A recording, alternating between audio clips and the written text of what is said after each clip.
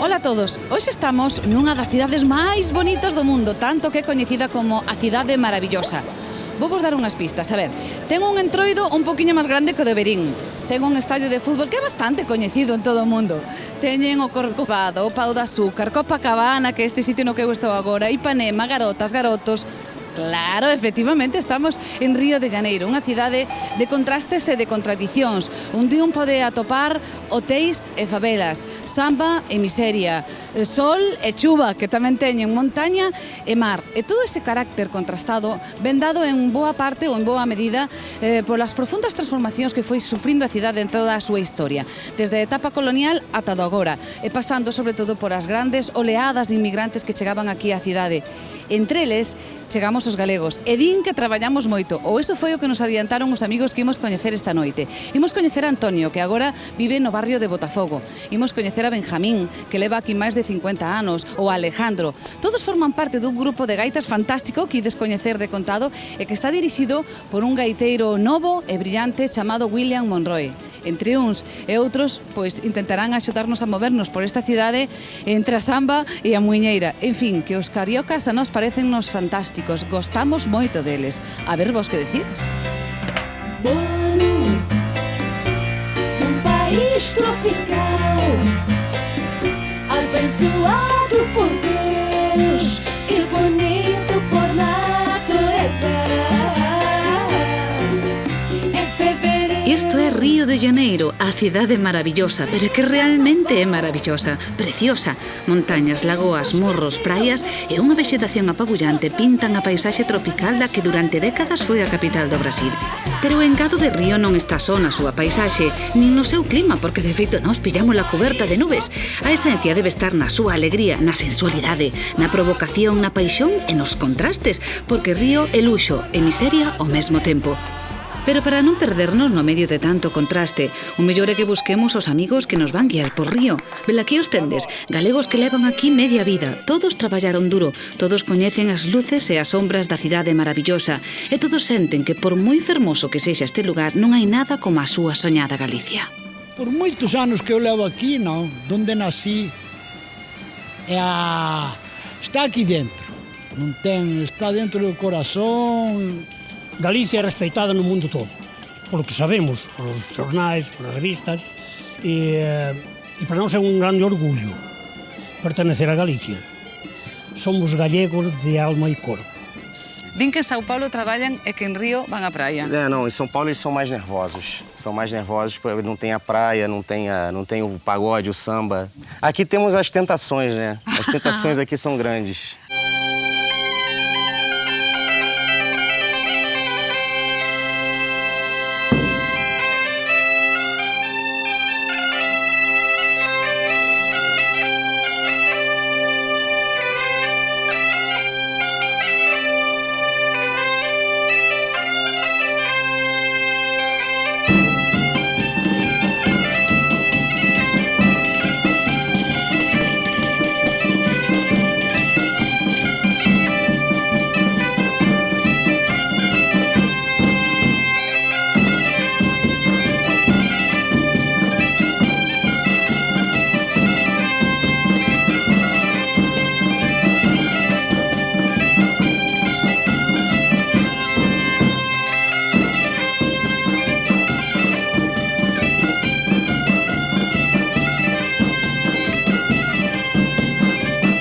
Todo un descubrimento. En Río tamén soan as gaitas galegas. Estamos na Casa de España. Aquí formouse este grupo que hoxe imos coñecer. Podemos empezar polo mestre.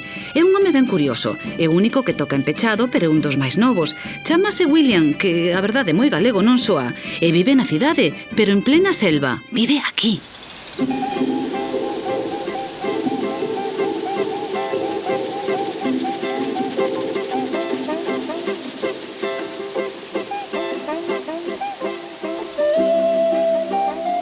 Este é o lugar, a chamada Floresta da Tijuca, unha gran selva natural inmersa na cidade de Río. Pertence á Mata Atlántica que percorre parte de Brasil e mesmo chega ata Paraguai. É a maior selva urbana do mundo, o pulmón de Río. Moitas das plantas que nós temos no interior das casas, o quentiño da calefacción, aquí danse de xeito natural. De feito, neste espacio medran especies exóticas, algunhas en perigo de extinción. Unha desas especies é o gaiteiro galego carioca. E o mellor espécime é William Monroe, arquitecto, descendente de migrantes galegos e mestre do grupo de gaitas da Casa de España en Río. Este é un parque, realmente estamos dentro dun parque, a túa casa está dentro dun parque. Estamos aqui na maior floresta urbana do mundo, né? E chámase? Floresta da Tijuca. Da Tijuca, para que vos orientedes. Bueno, ti naceches aquí, Sí. criaches aquí, e, sin embargo, curiosamente, aprendeches a tocar a gaita en Galicia. Como é isto? Foi. Eu tava passando férias, vacaciones, uma vez em Galícia e fazia muito frio, chovia muito. Que raro. E eu era um neno, eu e meu irmão, a gente pegava e revirava a casa pelo avesso. E minha mãe teve a ideia, vamos botá-lo para aprender gaita com o Kiko. O Kiko era o vizinho nosso que foi quem me ensinou. O senhor Francisco Obelheiro. E o curioso é que o señor Obelleiro tocaba en pechado. Sim, tocava em fechado. E William aprendeu a tocar en pechado. Exato. Então aprendi a tocar em fechado e só fui descobrir que a gaita galega se tocava também com a digitação aberta quando fui tocar na Casa de Espanha de Rio, que encontrei ali os gaiteiros, os maiores. Eu olhava para os meus dedos e falava, mas que conho você está fazendo? E foi ali que eu descobri que havia outra maneira de se tocar a gaita, que para mim era somente o fechado. Fala-me desse grupo de gaiteiros que tendes na Casa de Espanha. Bom, um grupo de gaitas, eu entrei lá no ano de 99 e fiquei sabendo que eles fizeram uma viagem para visitar o Santiago Apóstolo no ano Jacobeu, isso em 99. E me interessei, né? Falei, pô, eu sempre gostei da cultura galega, adoro tocar a gaita e tal, e fui procurá-los. E ali comecei devagar, por ali. E hoje me tornei professor da turma. Da quê? Da turma. Da tropa. Da tropa. Do grupo. Do grupo. Da turma. Esta é a tropa de William. E xa vedes que cando se poñen a armar troula poden elevar a alegría galega ao mesmo grado de intensidade que a famosa alegría carioca. Normalmente xúntanse aquí na Casa de España para facer os ensaios, para organizar comidas, queimadas ou para algunha das moitas actividades que se organizan na asociación. Hai anos, as festas que se armaban neste centro eran multitudinarias, había moitísimos galegos. Despois a emigración a Río foise reducindo e igual que ocorre nas aldeas galegas tamén aquí foron quedando os maiores. Os novos veñen pouco, pero non importa. Sabedes que eles aínda seguen desfrutando cada vez que se poñen a cantar ou a tocar. Intercambian historias, melodías e recordos daquelas primeiras festas cando tiñan 20 anos e acababan de chegar. Pero antes había a Casa de Galicia, distí. Sí. Cando chegaches ti, Sí. Eu toquei na Casa de Galicia, nunha orquesta. Airiños de Galicia. Airiños de Galicia. Contame, como eran aquelas festas que facían na Casa de Galicia? Naquele tempo eran boas. Me tinha moitos espanhóis, tem pouco, né? Había moitos españoles. Havia todos xovens, agora están vellos, né? Outros foron embora, outros... Tan bellos, ahora tan bellos, di. Quen é o que monta a farra? A ver, contanos. Nada, todo mundo... Claro, o William que é o profesor, né? O William é o profesor, claro, pero... Mas é todo mundo. Porque a xente é tudo num... a xente faz isso de graça, non é para ganhar dinheiro. Claro.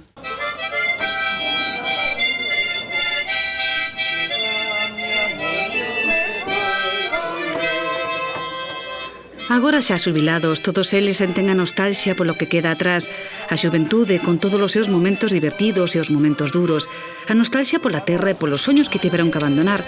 Claro que con esta música, esta chuva brasileira, é doado que a morriña nos invada a todos, sentídela. Co son evocador da súa armónica, Ángel pode levarnos ata outros lugares, ata outros momentos que leva gravados no corazón. Quizás ata aquelas tardes nas que se ía a pescar con seu pai en Corcubión, ou quizás ata o día que tivo que deixalo todo e marchar para traballar como maquinista nun mercante. El di que no camiño ata aquí pasou no ben e mal, pero que non se arrepinte de nada porque conseguiu formar dúas familias, unha con 2 fillos xa brasileiros e a outra a que vedes, a dos emigrantes, habitantes desta pequena Galicia que crearon en Río de Janeiro. Meus pais eram pirotécnicos. Eu também fui pirotécnico. Vim para a América e depois trouxe meus pais para aqui também. Para tirá-los da pirotécnica, né? Que não me gostava. Não me arrependo de ter saído. Só que dá assim, a morrinha da terra. O gosto da galicidade, né? De gallego, assim. Aquilo eu guardo. Porque eu quando sentia uma gaita mesmo longe, a carne arrepia, assim, os pelos quedam de punta.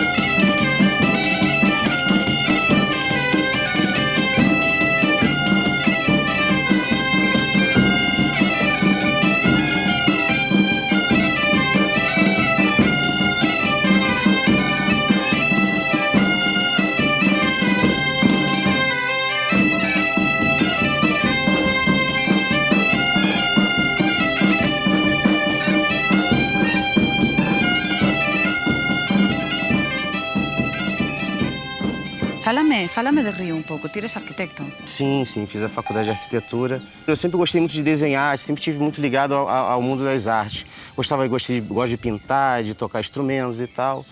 E acabei se fazendo arquitetura. E como vê um arquiteto Rio? Porque é uma cidade peculiar. É bonito, é bonito. É um prato cheio, porque como dizem que nada se cria, né? Tudo se copia.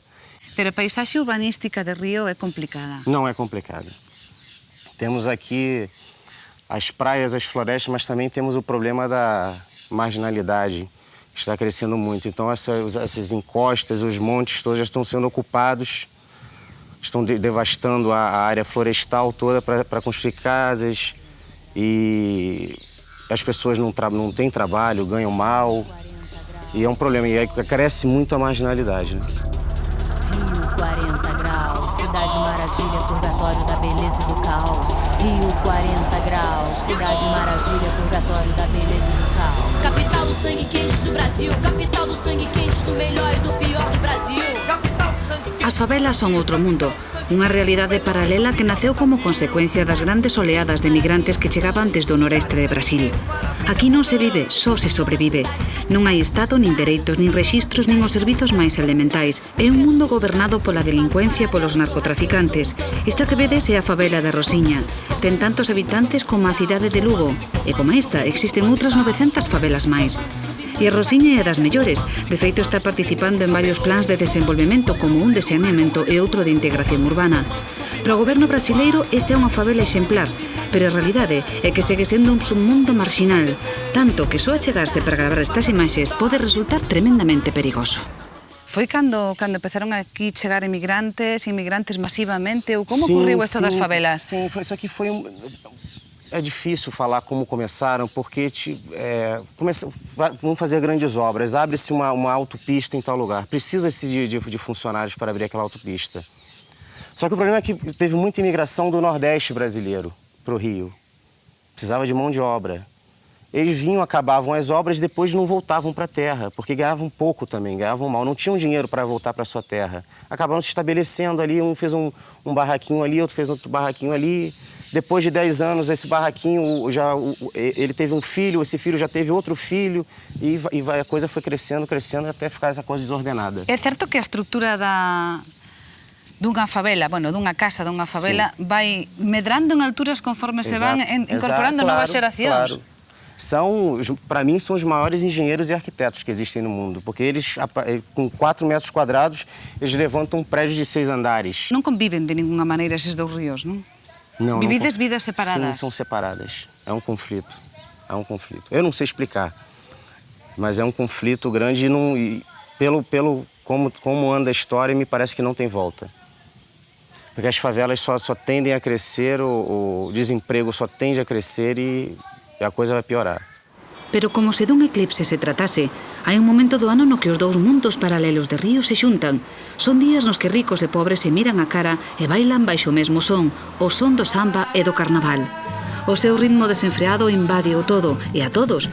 Moita da xente que vemos nos desfiles rindo e bailando viven nunhas condicións moi duras o resto do ano e esperan como auga de maio por este momento, no que todo se esquece entre plumas, abelorios e o ritmo licencioso das noites de carnaval.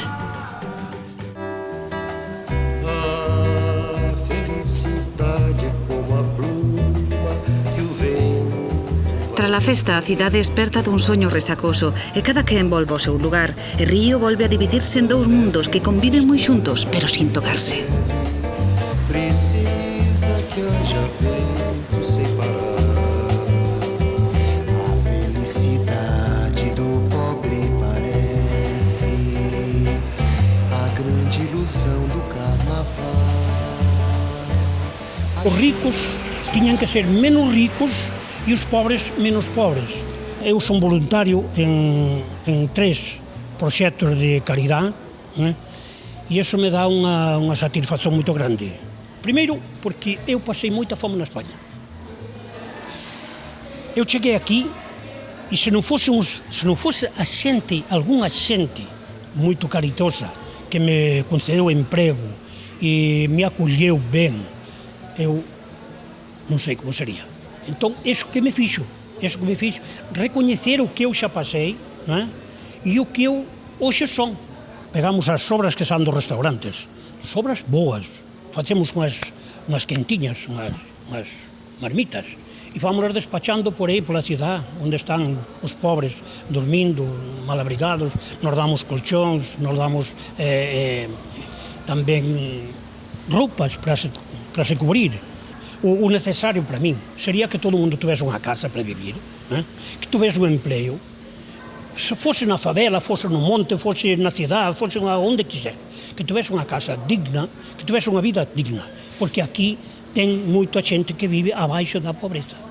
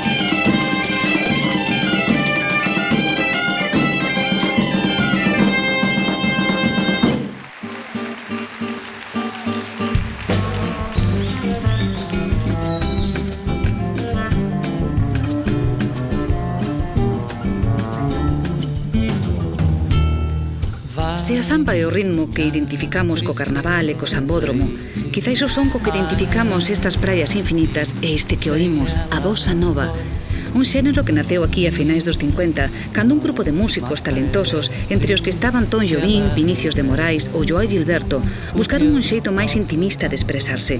Desde aquela o son elegante e suave da bossa nova forma parte da identidade musical brasileira. A realidade é que sem ela a paz não há beleza, é só tristeza e a melancolia que não sai de mim, não sai de mim. Resulta curioso que un xénero musical tan distinto á nosa música tradicional desprenda unha sensación que nos resulta familiar.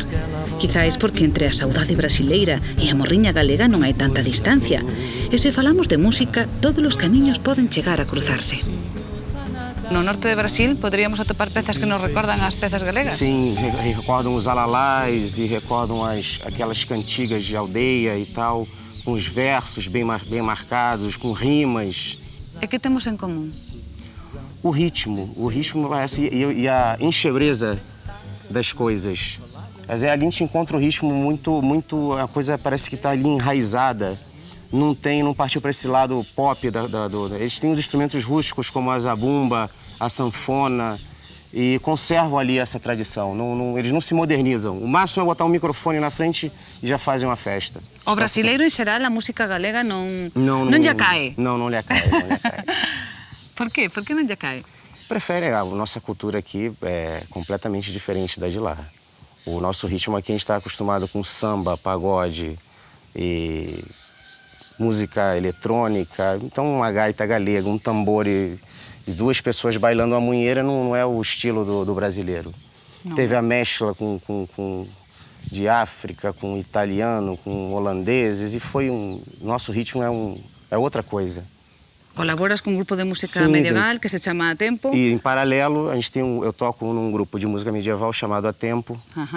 Que trata de música da Idade Média. Tocamos instrumentos antigos e tal, gaita, viela de arco, carrilhão de sinos, fabricação, teve instrumentos lá de fabricação própria. E em paralelo também com foles. Com foles. Tratamos de mesclar a música do Noroeste Ibérico, Galícia, Portugal, Irlanda, e mesclamos com música do nosso Nordeste aqui do Brasil. Se co grupo de gaitas William toca pezas tradicionais galegas, co grupo Foles é capaz de fundir os dous sentimentos que herdou, o galego e o brasileiro. O curioso é que o resto dos integrantes de Foles non teñen ningunha vinculación con Galicia. Só a coñecen polo que Williams lles conta das súas viaxes a Santiago e das súas visitas á zona de Arcade, a terra dos avós. Pero o caso é que brasileiros e galegos son capaces de expresar coa música a conexión que existe entre dous lugares tan lonxanos. A música dos galegos me leva um pouco a Portugal. Sendo Galícia a língua, né? A língua para mim é quase a mesma língua. Para nós é muito importante, são muito importantes as cantigas de Santa Maria, do Afonso X, que era um rei de Castela, mas que escreveu todas as suas cantigas, ou que compilou essas cantigas todas, em galaico-português. Milho verde, ai milho verde, milho verde, ai milho verde, miudinho. A sombra do milho verde, ai a sombra do milho verde, ai namorei um rapazinho. Milho verde, ai milho verde, milho verde, ai milho verde foi a largar. A sombra do milho verde, ai a sombra do milho verde, ai namorei uma caçada. Mondadeiras do meu milho, ai mondadeiras do meu milho, ai mondai o meu milho bem. Não olhes para o caminho, que a merenda achará bem. Não olhes para o caminho, que a merenda achará bem. Que a merenda achará bem.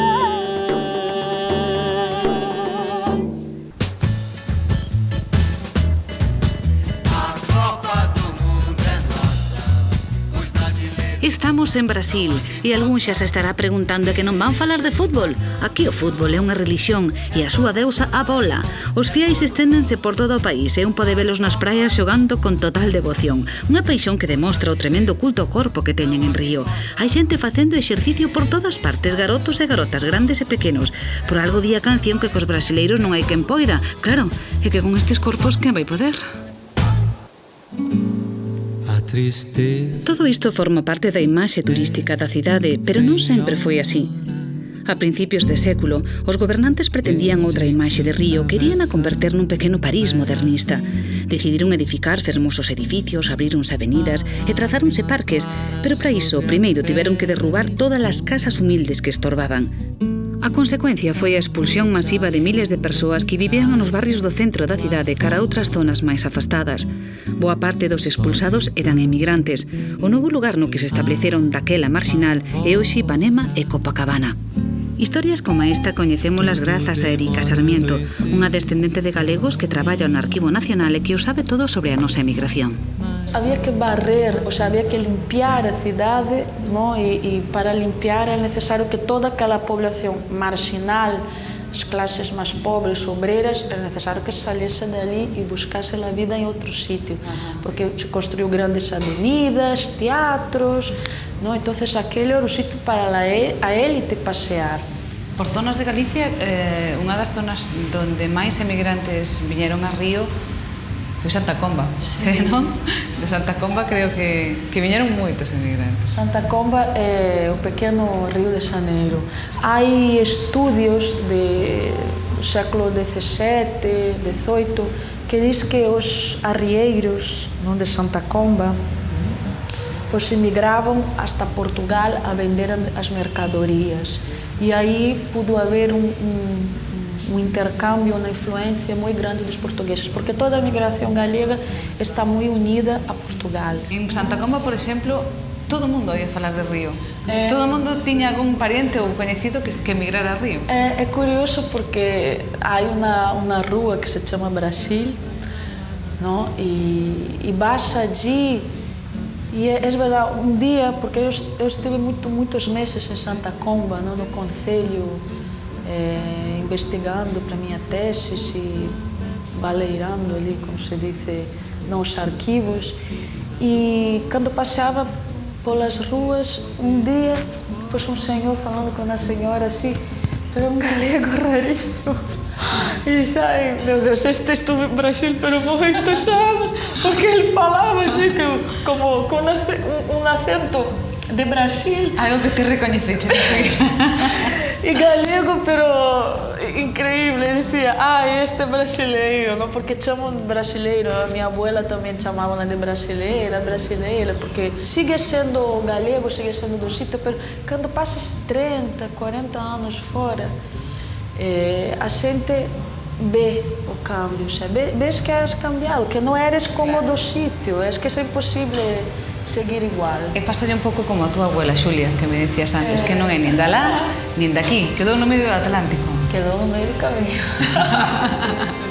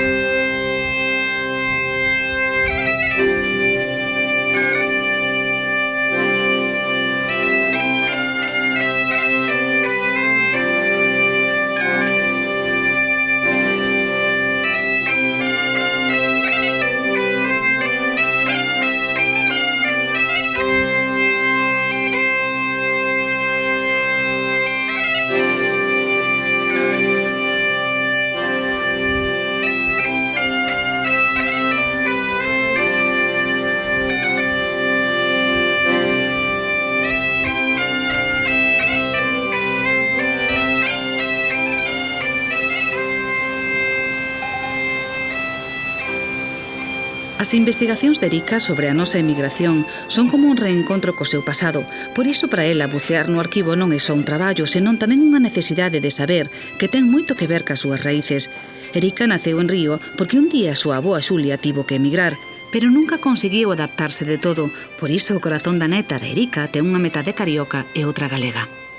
A tua avoa Xulia nunca aprendeu a falar brasileiro, nunca o quixo falar.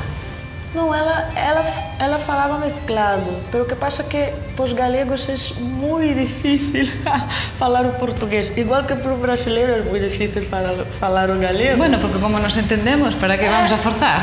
Pois sí. Nós temos morriña galega e esta muller, Erika, ten saudade de Santiago. A que sí? Ten saudade de Santiago. Tenho saudade de Santiago. E como é a saudade de Santiago? A saudade de Santiago é uma saudade galega, porque a palavra saudade é uma palavra galego-portuguesa. Então, os brasileiros, os portugueses, os galegos, somos os únicos que sentimos saudade e podemos dizer que sentimos, porque temos a palavra para expressar, não? Os outros idiomas, pues, terão nostalgia, terão, não sei, outra coisa, mas não tem esta palavra, é realmente muito importante, porque expressa. E eu creio que todas essas palavras têm a ver com a cultura, não? Com a forma de ser das pessoas, porque realmente somos assim. A minha identidade é daqui, não? Pero eu sentia muitíssima falta de voltar. Pero ao mesmo tempo a gente sempre fala que não sei, que eu tenho muito de lá também. De galega? Sim. Sim, sempre me fala isso. Que te din que tens de galega? Não sei, o meu pai, por exemplo, meu pai é brasileiro, não? Sim.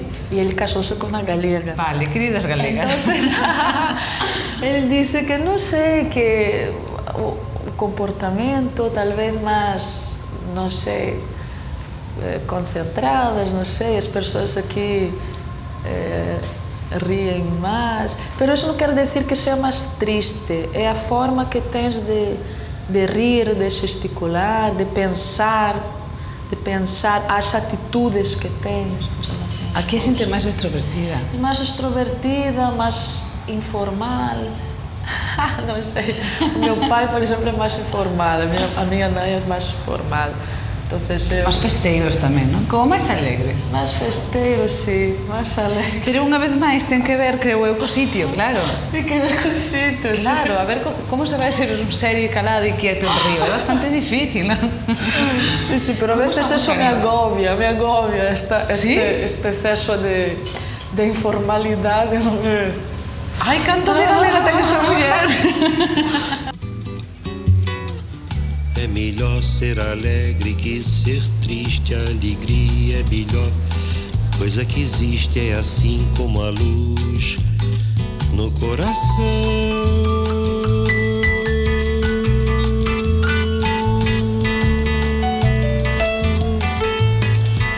Fazer samba com beleza é preciso bocado de tristeza, preciso bocado de tristeza. As razóns do carácter dos cariocas quizais teña que ver co seu clima.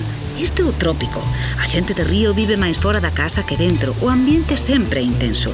A roupa, a pel, a luz, todo ten color. A primeira vista, Río xa ten gaiola. Será por iso que os emigrantes galegos adaptáronse ben. E ese carácter desenfadado dos cariocas conseguiu sacar tamén o noso espírito festeiro. Iso sí, sin esquecer o traballo. Iso é algo que remarcan todos, tamén Antonio, un emigrante que chegou desde avión e que coñece moi ben o carácter dos cariocas. Din que Sao Paulo traballa e Río vai á praia. Vai á praia. Agás, excepto os galegos. Os galegos de Río que tamén traballan, non? A praia tamén se vai un pouco, pero non tanto quanto os cariocas van máis. Ten xente que non sai da praia todo día, de mañá e de tarde. Os cariocas? Sí. Como é que eles ganan carta, non sei. É Cristo ganado, Cristo papado. Como son os cariocas, aparte de un pouquiño vagos? Como son? Eles son moito prestativos, moito alegres. Que é prestativos? Si, pides un favor porque se fan con maior tranquilidade. Ajá. Sí. E son moito alegres tamén. Mira, que sitio máis bonito, Antonio? Pois sí. Isto é a Bahía... Bahía da Guanabara. Da Guanabara. E iso que está aí detrás é o famoso pan de azúcar. Pan de azúcar. Que ten o teleférico que sube, que baixa, é unha pasada de bonito, Todo aquí é bonito. Todo é bonito. O malo o que un deixa atrás, non, Antonio? Esa que é mal. Eu chorei muitas lágrimas depois que cheguei aqui. A gente sempre pensa na terra. É curioso, Ainda agora levas aquí 54 anos. 54. E ainda falando deso te sigues emocionando. E sigues recordando con exactitud o día que viñeches. Sí. Cheguei aquí no día 25 de marzo de 1954. Estou aquí até hoxe. Viñeches para Río directo, para Río de Janeiro. Directo para Río. Estaba aquí teu pai, me parece. Estaba aquí meu pai. Ele é que mandou a carta de chamada e é que... E cantos anos tiñas ti daquela? Tiña 18 e 8 meses, máis ou menos. Que cousas recordas especialmente de avión?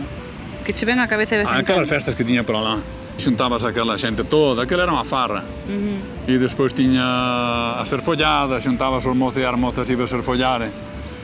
Nunha casa un día, outro día na outra, entón aquela era moito divertido. E despois día de Santa Eulalia, na iglesia en Barroso, que tiña así un muro, xa ten o adro, onde vive o cura. Aí puñas os culeiros de millo ali, aí aquele iba a subasta. Puñas os? Culeiros de millo. Que son os culeiros? Aqueles cestos grandes os cestos de millo. Sí. E entón, despois que aquele diñeiro que se pagaba ao gaiteiro, que se saía todo prácticamente que gratis. Velabas o ano todo. Sabes o que chama a atención? É que ti daquela tiñas 17 anos, 16, 17, por aí así. Que te acordes con tanta perfección de todas esas festas, de todas esas sensacións de alegría. E alguén pode decir, pero é increíble, un rapaz con 18 anos que chega a Río de Janeiro, tan bonito, tan turístico, tan tropical. E aquí en Río non encontraches nada que che dera tanta alegría como aquelas festas? Como aquela non. Como aquela só lá mesmo.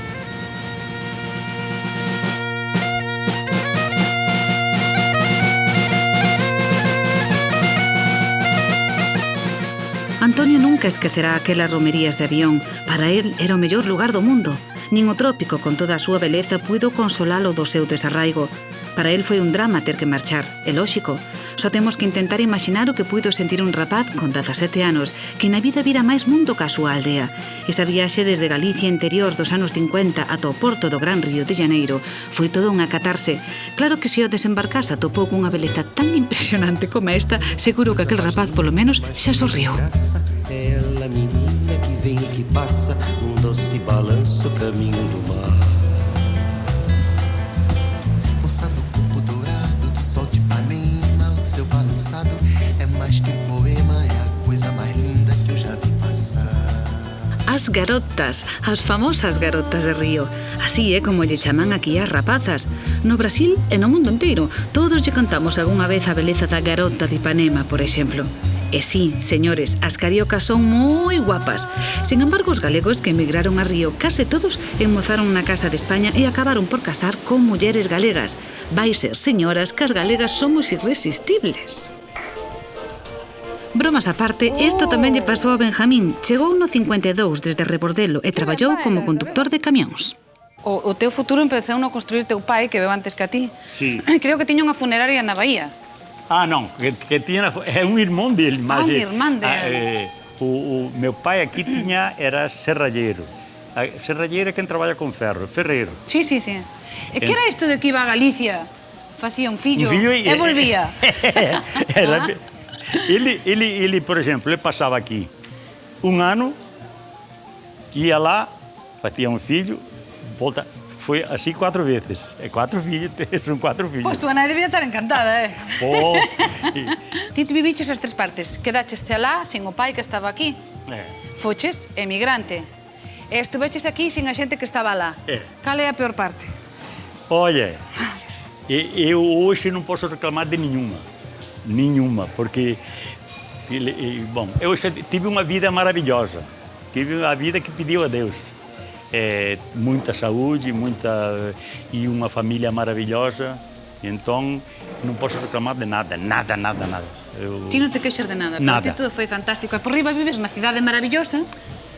De fato é maravilhoso, podia ser melhor, mas que ela é maravilhosa Que tem de maravilhoso o Rio? Olha, é incrível, você não se dá ideia do que tem aqui de bonito. E as garotas? Olha, já me esqueci. Há tanto tempo. Há tanto tempo que eu me esqueci. Não me digas. Me esqueci. São guapas as mulheres. São. Cariocas. São e elas são muito, são sábias. Elas são sábias, sabem. Que sabem? Bom. Mira que cara de pillo se te puxo.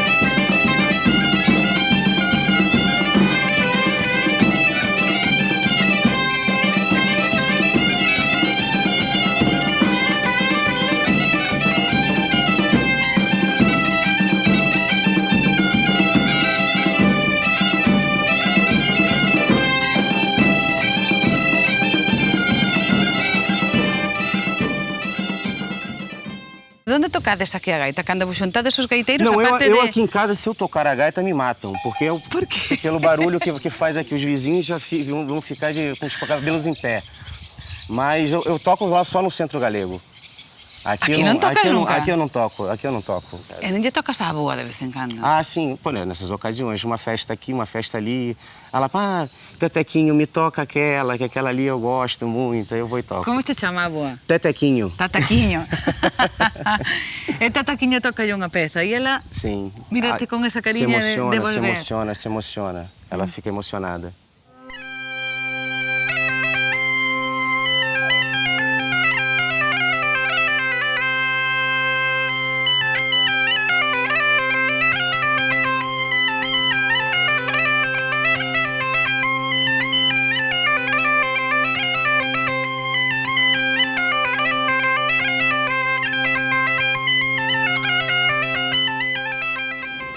A gaita é Galicia, verdade?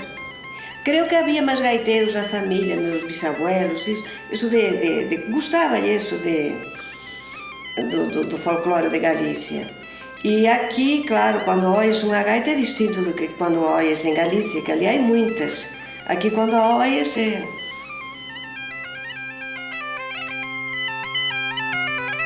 A gaita aquí soa diferente, sí.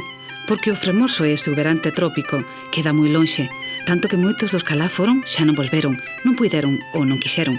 Sen embargo, as notas que William fai sair da súa gaita aquí en plena floresta da Tijuca, no corazón de Río de Janeiro, teñen un inmenso poder de transportar a súa nai e a súa avoa ata a súa Galicia. E dicimos a súa, porque cada emigrante leva na memoria unha Galicia particular, propia, o seu paraíso perdido, aquel que deixaron atrás cando embarcaron cara ao incrible Brasil. Traían na equipaxe moitos medos xa vellos e moitas ilusións aínda sen estrear. E traían tamén a semente da música, melodías que prenderon ca humidade, coa calor e co color que un só atopa aquí. Pura beleza, meu irmão.